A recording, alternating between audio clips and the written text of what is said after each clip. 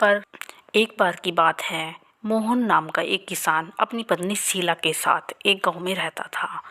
उसका एक बेटा राजू नाम का एक बेटा भी था और उसकी एक बूढ़ी माँ थी। वो सभी के साथ गांव में रहता था।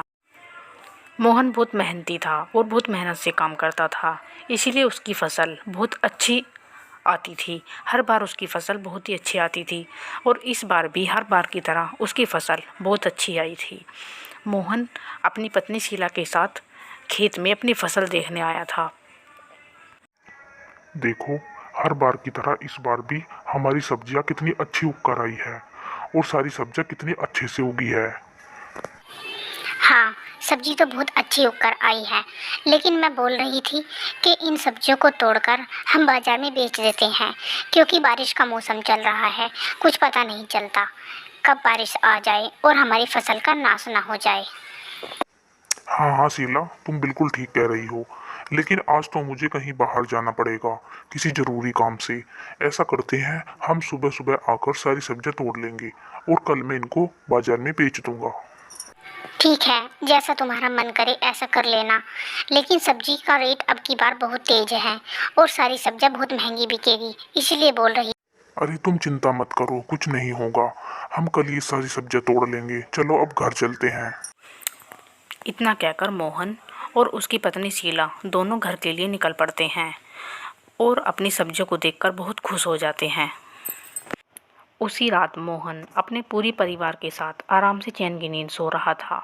उसे बिल्कुल भी चिंता नहीं थी, वो बिल्कुल खुश था। तभी अचानक से बारिश शुरू हो जाती है। रात का माहौल था और रात में धीरे धीरे बारिश शुरू हो जाती है। मोहन और उसके परिवार, उसकी पत्नी, उसका बेटा और उसकी बूढ़ी माँ, वे तो सब चैन से सो रहे थे। उन्हें तो किसी की कोई चिंता ही नहीं थी। उन्हें नहीं पता था कि बारिश पड़ रही है।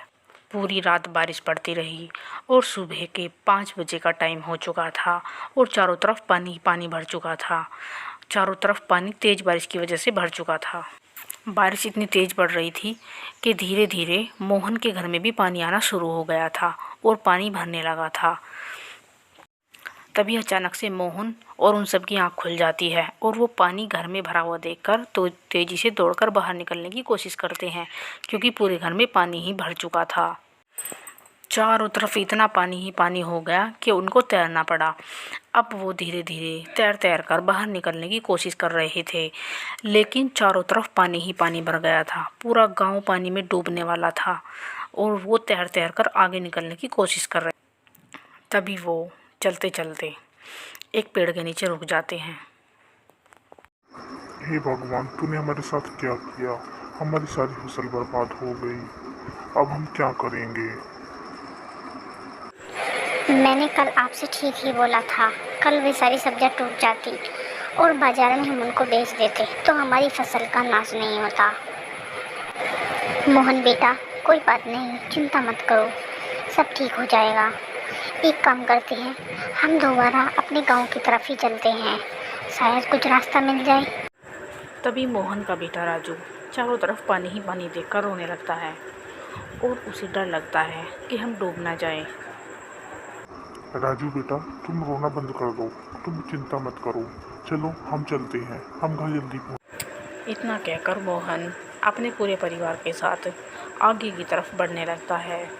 वो घर जाने की कोशिश करता है, लेकिन आगे जाकर पता चलता है कि और भी बहुत सारा पानी चारों तरफ भरा हुआ है और आगे जाने के बाद बारिश फिर से शुरू हो जाती है। इसी वजह से मोहन अपने पूरे परिवार को लेकर एक पेड़ के नीचे खड़ा हो जाता है। पिताजी, अब हम क्या करेंगे? चारों तरफ तो पानी पानी भर चुका है, हम घर कैसे जाएंगे? बारिश भी बंद नहीं हो रही है। तुम चिंता मत करो राजू, सब ठीक हो जाएगा। देखो सामने, देखो एक घर दिखाई दे रहा है। चलो हम उसके अंदर जाने की कोशिश करते हैं।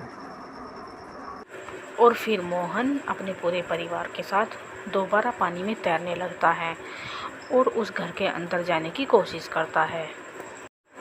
देखते ही देखते आखिर में मोहन अपने परिवार को सूखी जगह ले ही आता है। ऐसी जगह पर ले आता है जहाँ बारिश नहीं पड़ रही थी और बिल्कुल सूखा था।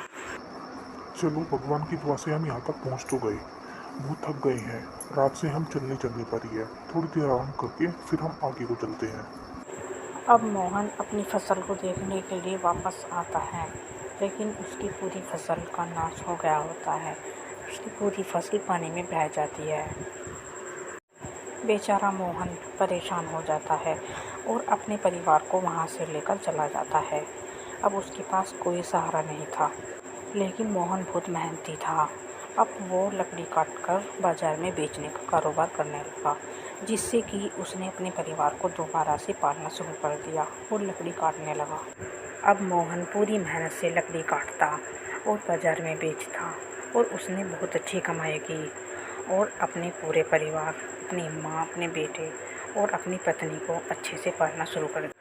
दोस्तों, आपको मेरी कहानी कैसी लगी कमेंट करके ज़रूर बताइएगा। चैनल को सब्सक्राइब कर दीजिएगा, वीडियो को लाइक करना। थैंक यू सो मच दोस्तों।